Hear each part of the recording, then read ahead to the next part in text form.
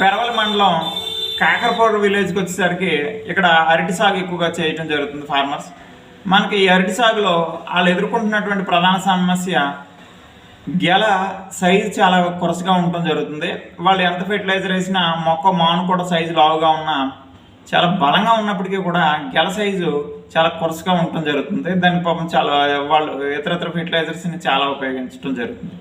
ఇది మనం గ్రహించినప్పుడు ఒక్కొక్కసారి ఈయనకు కూడా కష్టం అవుతుంది. ఆ టైంలో మనం